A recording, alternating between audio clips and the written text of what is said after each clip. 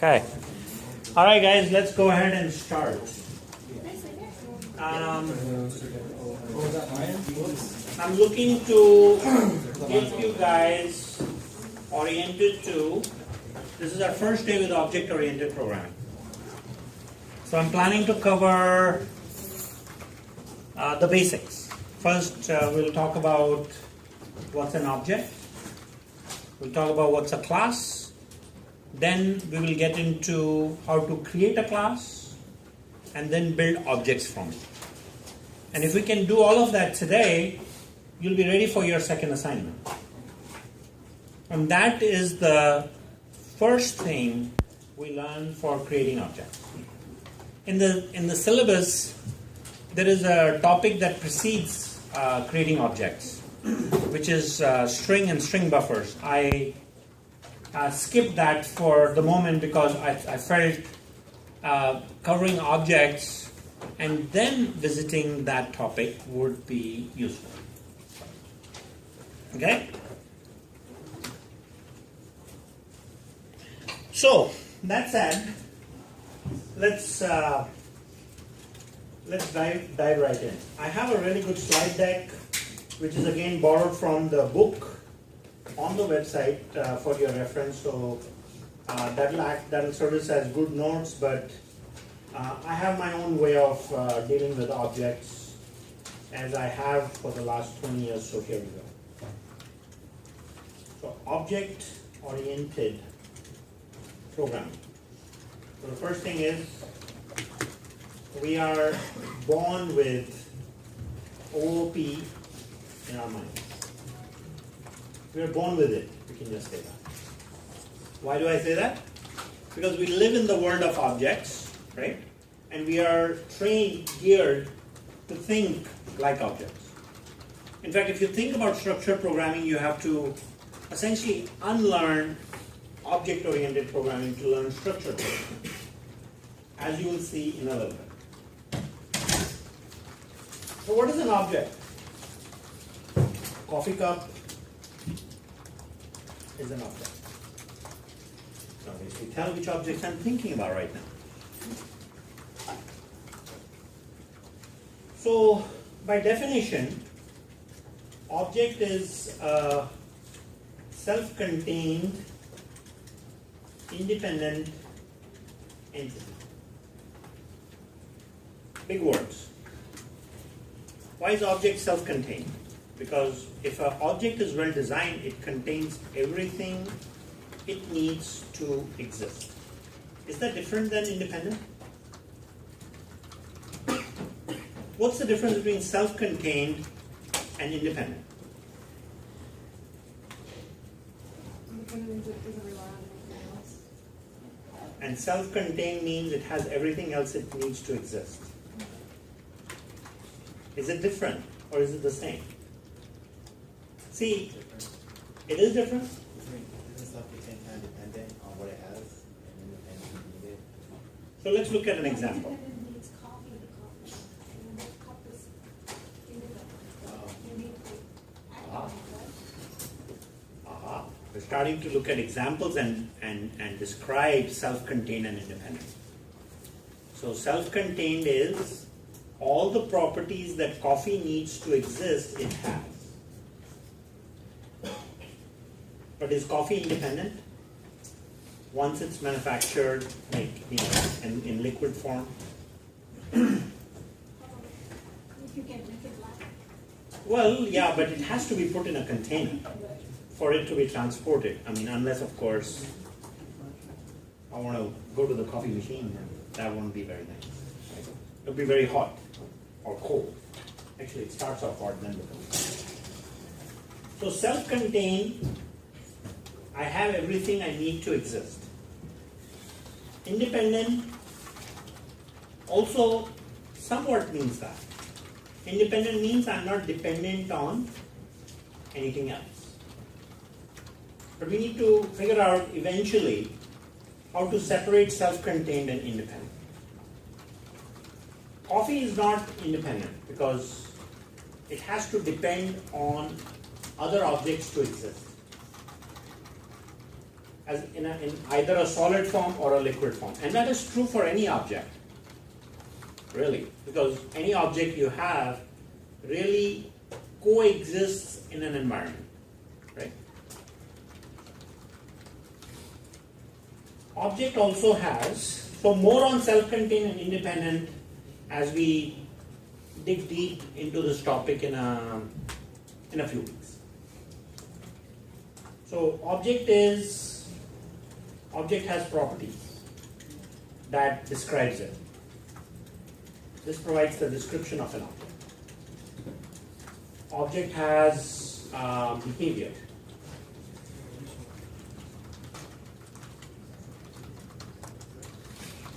The behavior of an object is generally described by expected outcomes. Like coffee has an outcome, or coffee has a behavior, which is it will wake up human objects when necessary, once consumed, right? Sorry? It tastes delicious. And it is delicious. So these are all the elements or expected outcomes of the coffee object. Now, behavior is determined by some methods. What's that? So behavior is programmed. There is no object in the world where the behavior has not been programmed. Even the human behavior is programmed. You are programmed.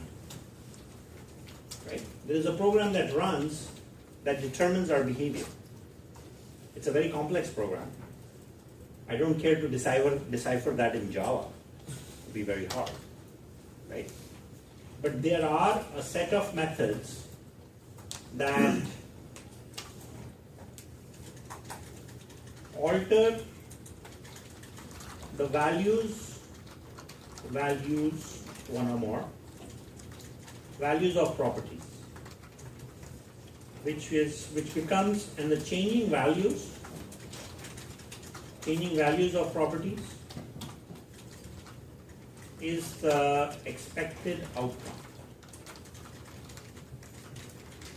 I mean, this is more a programmatic definition of behavior. This happens programmatically.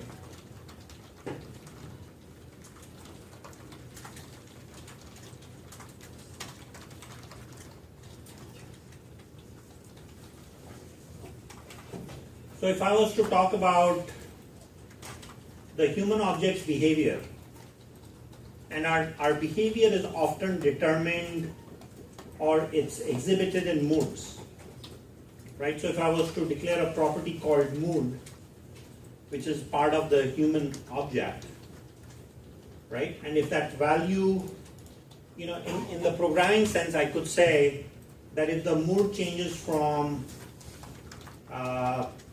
happy to excited, and these are of course strings, that is the human behavior. The fact that the value of the mood property changed from happy to excited, right, is determining an outcome. It's determining the behavior of an object. Okay? How am I doing with the definition so far? Any questions?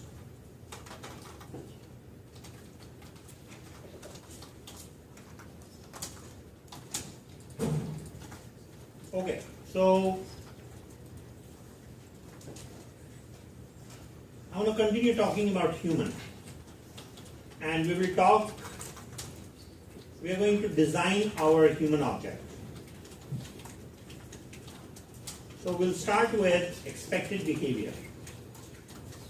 When we are designing the human object in a human class, in this discussion, we are going to focus on one expected behavior or expected outcome. And my hope is as part of this discussion, self-contained and independent will become very clear. Because examples help. So what is the expected behavior of the object that we are trying to, of the human object that we are trying to manifest? Work. Work. So you all have different ideas of the object you want to program.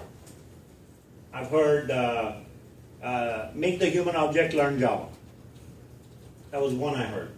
What else?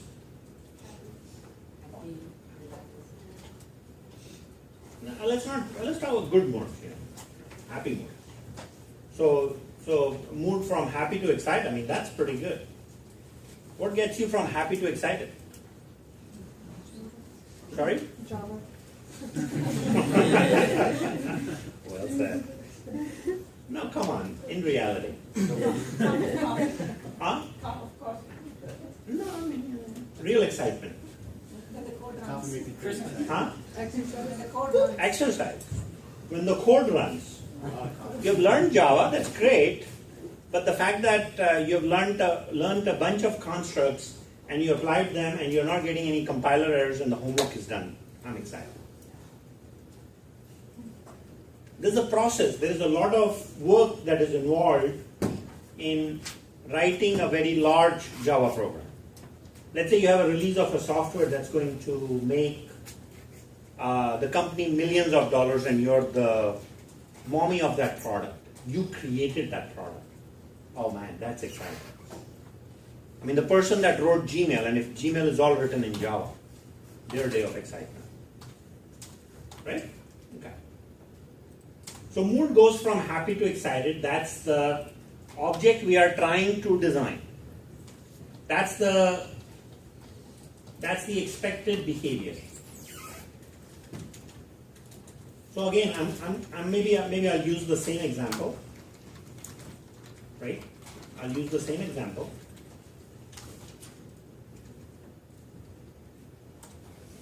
For this outcome, I've got a property that is declared, which is mood. And then there is a method that needs to be written that alters the value from X to Y. And I have to program the method that talks about that a piece of software was written that has been released to the market that led to the outcome of happy to excited. Right? So let's call that method get excited. There you go. We've got a method. Right? What I'm covering is how to design objects. You design you think of the expected outcome. That's the first part. You think of the expected outcome. Then you come up with properties for describing the outcome. And then you write methods to enable those outcomes. So if I can mention this design process in slow motion, think of object behavior, desired object behavior, then define properties to document the behavior, then write methods to set the value of properties for enabling the behavior.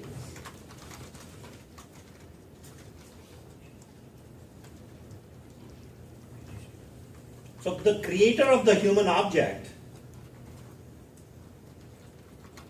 is, maybe I should not talk at that level, right? But this is what it takes this is the process it takes to build object behavior. Okay? This is the design process. So There is actually a more formal process that's called CRC, which I will go over in this course after the midterm, after all the fundamentals or atoms of object-oriented programming have been covered. And this is actually a very sophisticated process, much more than structured programming.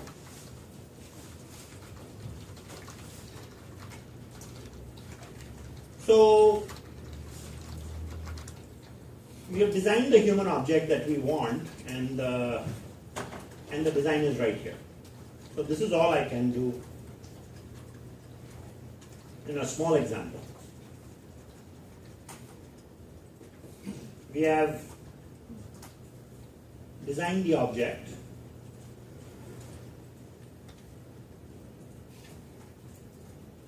And now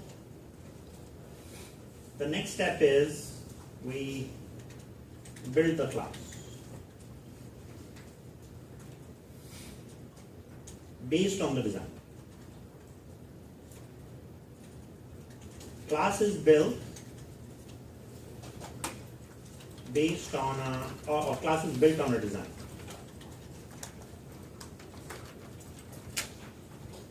So we know design means we know what properties it might have, what method signatures.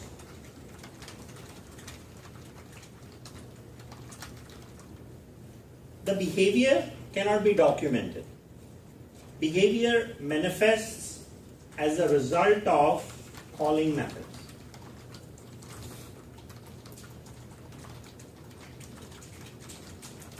Behavior of an object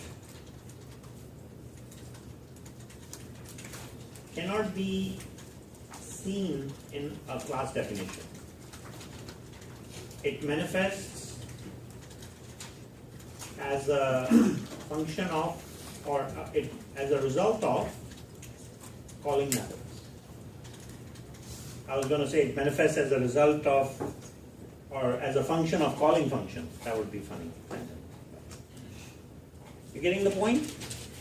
We call functions, we call methods, and when the method produces an output, returns a value, prints something, that becomes the behavior of that object. Okay? So from a class definition, an object is built. Object is built, or we also use the term instantiated. So what is a class? Class is a blueprint. Class is like a blueprint. Like you have a blueprint for the house, there is a blueprint of an object. There's a blueprint of an object.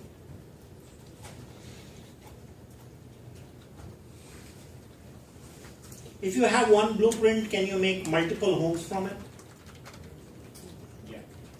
And you can change some of the properties too, right? I mean, you can have a red color home. Oh gosh, what would it be like living in that place?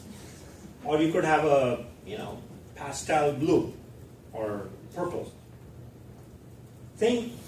Exact same configuration, but the values of the color for each instance or object is different. So that's what these home builders do, right? They make the blueprint, they instantiate 4 of them so you can see a sample, right? And then what happens is you go in and you buy, and they build a new instance of the home for you. And they say, okay, there it is. And sometimes they'll even give you the copy of the blueprint and say, you can have it. But some home builders don't do that. They say it's our secret.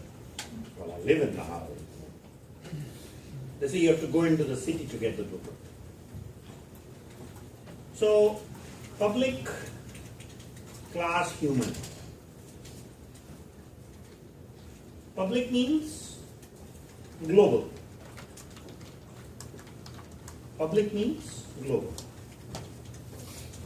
Can access it from anywhere. You know about global variables, right? other programming languages, or in the last quarter when you learned Intro to Java, I said don't use any public variables or global variables. Why? Because you can access it from anywhere, you can change the value at any time, and you can create these stealth bugs. And that's an issue. Please. But if you have like very small like snippets of code or something that, like let's say not like a lengthy or extensive program, and they all use like let's say one array, then it would be helpful to use a global variable, right? No. No. We never use global variables. Unless you have declared a constant like sales tax. But even that, right, because sales tax is different in different states. And if you're Amazon.com, you declare that as a global variable, that's a problem. Because you can talk about California, then you have to talk about Nevada. Right? So my position on global variables in enterprise application development, meaning you're writing large programs, global variables should never be declared. But in Java, you're required to make every class public. That's just how it is. The class definition, human, will be public. The instance I create will not be public. So now, learning the anatomy of a class. You create variables and methods.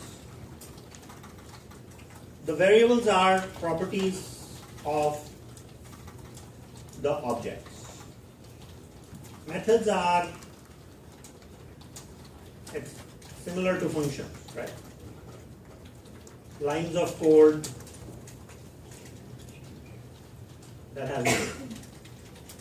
You all know what a method is, so that's the definition of a method. It can have input and output. I'll refer to that as I/O.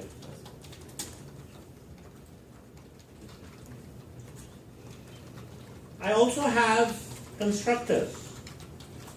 These are special methods. These are special methods created for initializing an object.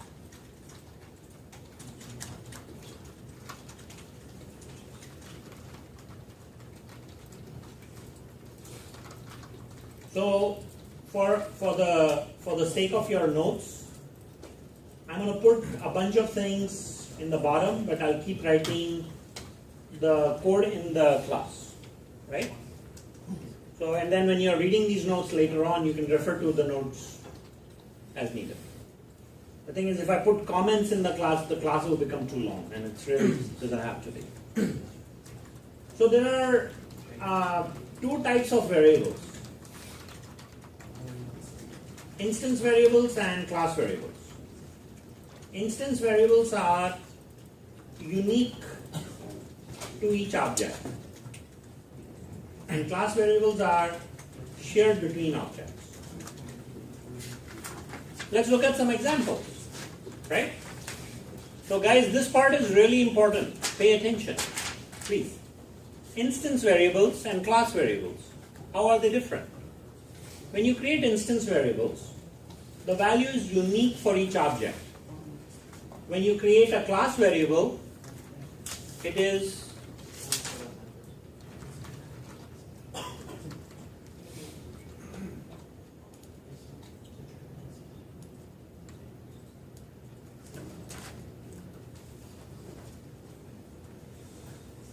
May I continue?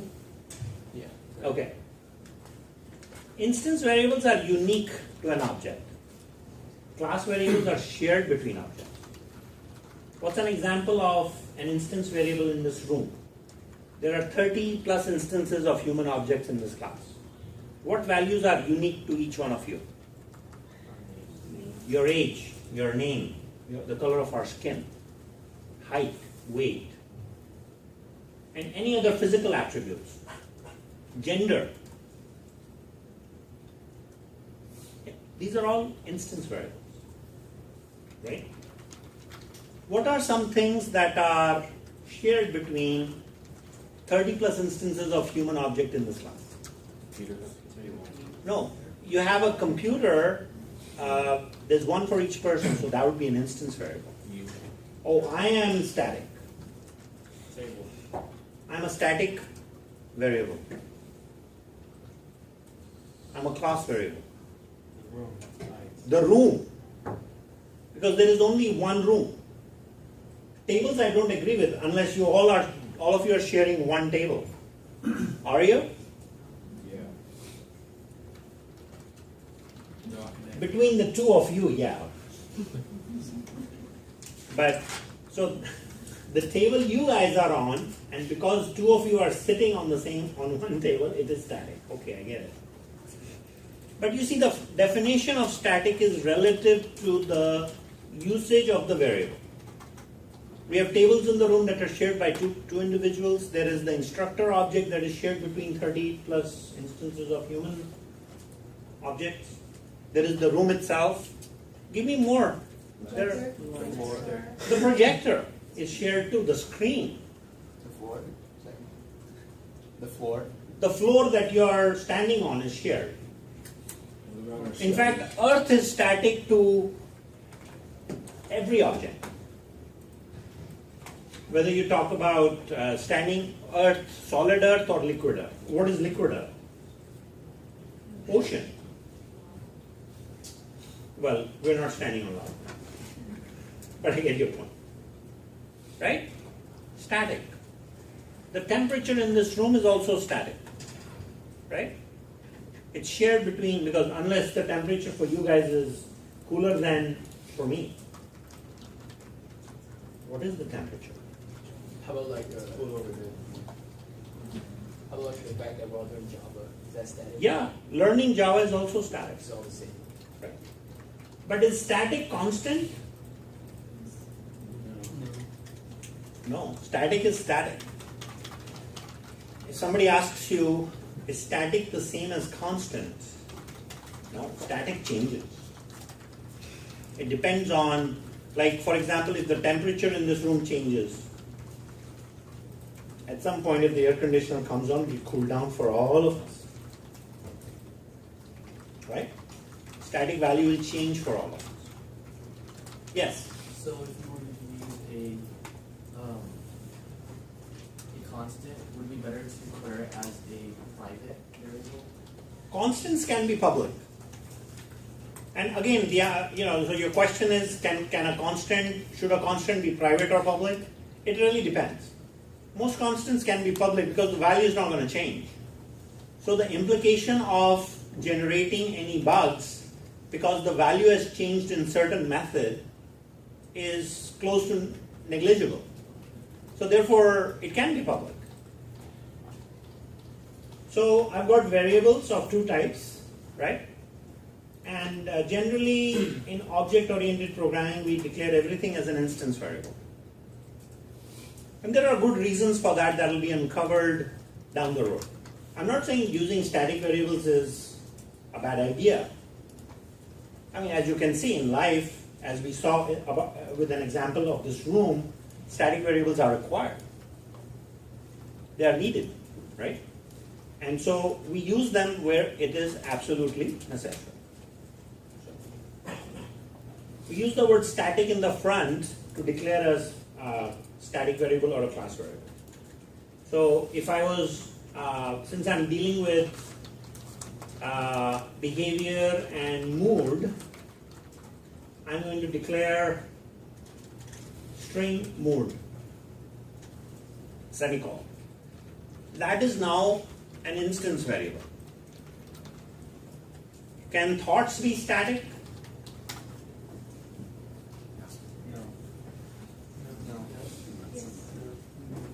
All right, give me an example. No, you guys can have same thoughts. That's fine, but that doesn't mean thoughts are static. I mean, if let's say I'm thinking of going to the beach, and one other person in the room is also thinking about going to the beach, that does not make thoughts static. There is a string declared called thoughts, and the value in your head is what? Go to the beach. Same thing for me, but there's a separate memory that is allocated for each of those. right?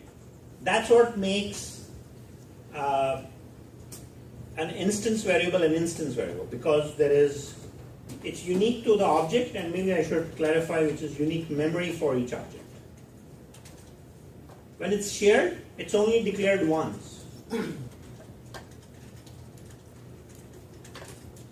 It's only declared once.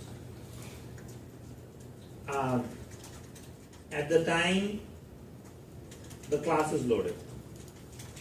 I can't say start of the program because it is not critical for a class to be loaded at the start of the program. One class might be loaded, but others might be loaded later. Please. Just to clarify, when you said a dot is not static, because the static method is the memory address is the same Yes. for static method, and each person has a different memory. Yes. So if it would be static if your brains were in the same place. Very good. Yes. Memory address is same, and when memory address is unique means it's different. That helps clarify usage of instance variables and static variables, and I'm hopeful that you can reflect on the examples we just talked about. One of the biggest challenges for object-oriented designers is deciding which variable to make instance and which one to make static.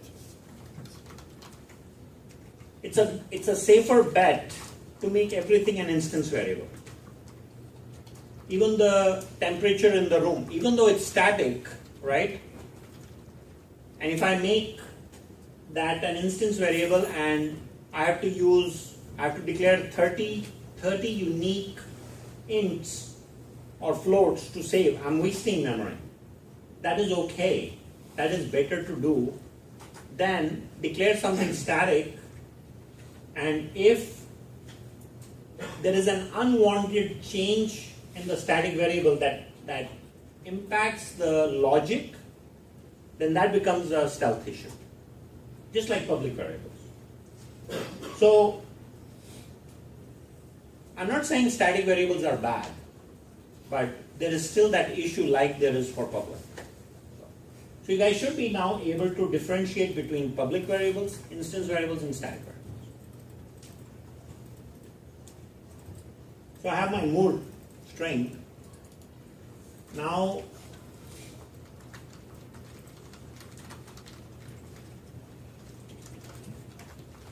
we write our constructor. As I indicated, constructors are special methods that are used for initializing an object. Right? Constructor has the same name as the class name, as you can see. Constructor does not have a return type. One moment, please. So all the things about constructors that you should know.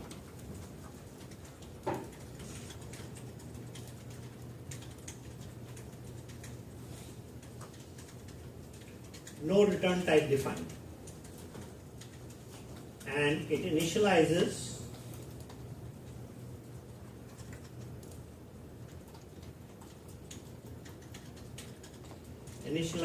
properties to 0, 0.0, 0.0f, false or null depending on the data type. One of the things about the Java language, folks, is this capability where if you declare 100 instance variables, this only applies to constructors, apply to instance variables only.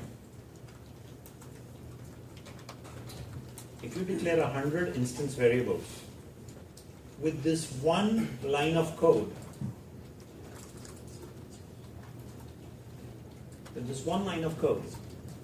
I can initialize all 100 properties to 0, 0.0, meaning all those values are wrote down automatically. That's a method. I can also pass some values and set it to some specific, set the values to something specific. Like if I wanted to, Is the 0.0f just a string, or does that have something No, 0.0 is a double. No, the one next. Float. That's a float. It's float. This takes 4 bytes, this takes 8 bytes. It's a literal definition, right? Not to ignore your question, please. So what you're basically teaching us is how to like combine packages, right? Because every Java class already has class. Because like compared to C++, not a main, they're all classes, Mhm. right? So you're trying to teach us how to inheritance. Not yet. Is that it? Today I'm just talking about building your own types. Class. That class is creating a custom data type. So to compare it to other things that you may have learned, there's a notion of structs. Yeah. Right? It's, So we are creating a very sexy just more struct. structures. Okay. See, struct is only a set of properties, Yeah. right? We have got properties and methods, and then there's the behavior. Yeah. So that's why I said, this is a lot better than structs. Yeah. So we are creating a custom data type. One way of looking at a class definition is creating a custom data type. Then we can use this class and use it on other other. Oh yes, That's what's gonna happen though. it will. Just I need a few more weeks. All right. Once a class is created, I can use that class in other places. Yeah. Right. So I can take atoms, build molecules, and then start creating compounds. Solid. Are you all right back there? Create solid, liquid, or gas. Right? In each class, yeah. Yeah, we're going to create tons of classes, then we'll have packages, and we'll have all these object relationships we're going to learn about. But today I'm just sticking to I'm just seeing the atoms. picture, yeah. Oh yeah, you're looking at the big picture. That's cool. Ready to move on? Okay. So we have constructors. This is the default constructor. And then I can say in the constructor, I want to pass in a mood to initialize the string. And then I will say mood is equal to A1. Right?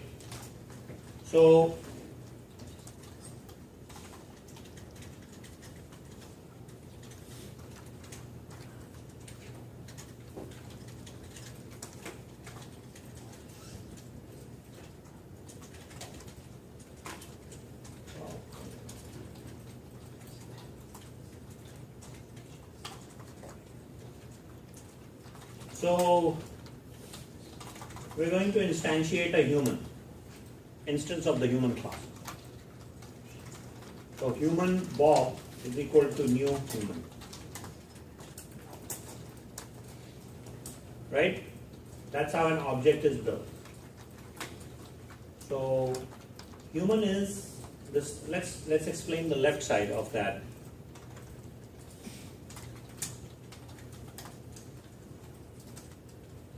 So, sorry, I'll just put some notes here in the bottom.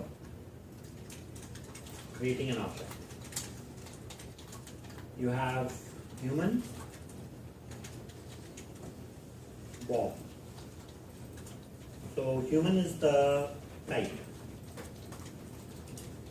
It's the data type, or the object type is how you'd call it. Bob is the name of the object. In technical terms, this is also called a object reference. It's also called the object reference. It's like, I won't use the word pointer because we don't have pointers in Java.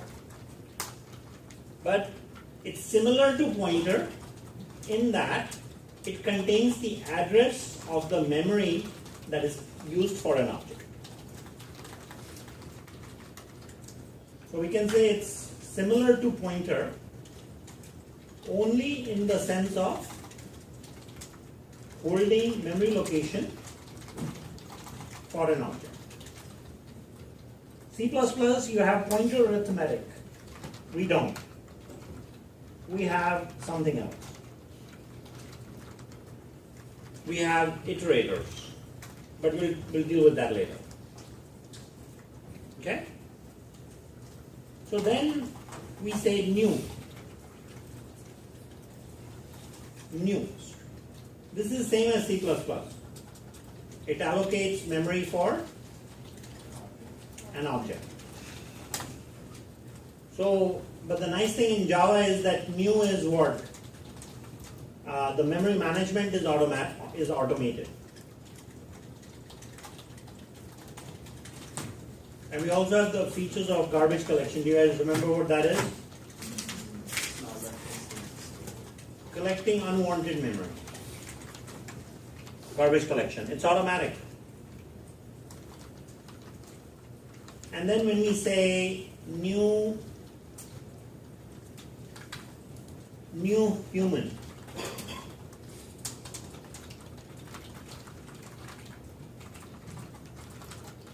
so when we add new human, we are calling so human is the default constructor that's called. We are calling the default constructor. And the nice thing is we don't even have to write that. I could get rid of all of this code and this line will still work. Why? Because Java provides a default constructor for every class automatically.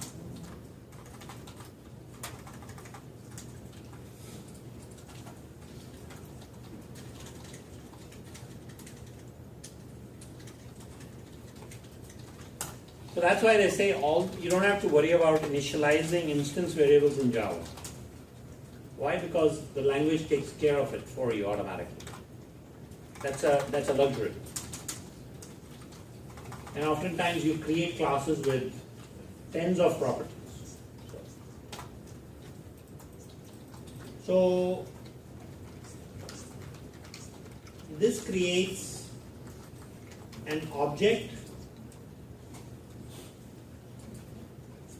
of type human.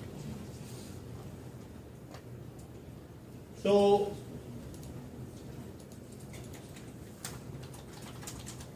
when I use the constructor that determines the object, or it determines the data type of object.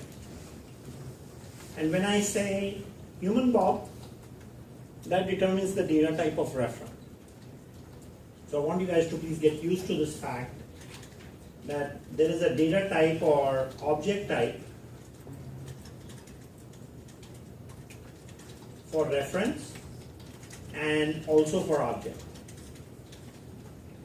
The object is created using the right hand side of the expression. This is the object part and this is the reference part. Okay? You'll get used to this lingo, as we go through multiple things. But today, as we are starting off, the reference type and object type.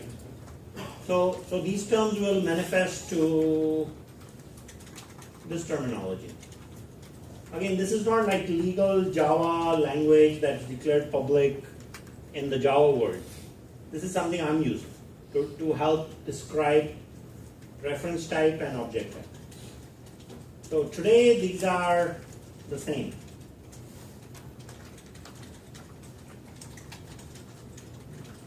But eventually these could be different. And that's where life starts getting interesting. So what have we talked about so far? Creating instance variables and constructors. Right? And we also have two constructors or two ways of initializing an object. So if let's say we're going to talk about Todd,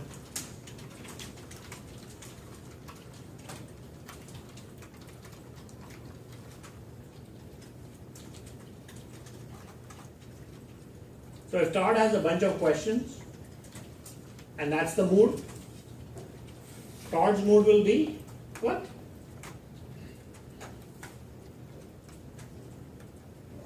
what will happen to that string?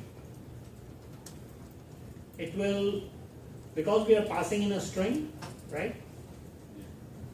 It's going, with human, it's going to end up using the second constructor automatically. Right? Before we were told that method names cannot have the same name. Right? In other languages or formally, we were always focused on creating methods that with unique names. In Java, there's no such thing. You basically can create methods, or in this case, constructors with same name, and as long as you use a different signature, meaning the formal parameters that you define for passing in are different, you can have different constructors, and you can write tens of constructors. You usually don't, but you can. So this is called a overloaded constructor. Why overloaded? Because it has the same name and it's a different way of doing the same thing, or another way of doing something, of initializing out. Okay? Yes? What are the benefits of using an overloaded constructor? Flexibility. Different ways of initializing an object. That's the advantage of overloaded constructors. So I think we should put that in the notes because it could become a good exam question. Overloaded constructors or methods. We'll talk about methods in a moment. I'll come to you guys in a minute.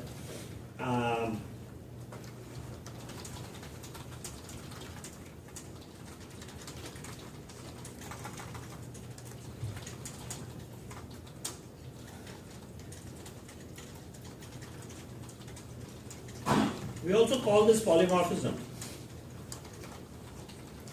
Have you heard the word polymorphism? Yeah. Many forms. One word, many forms. How do we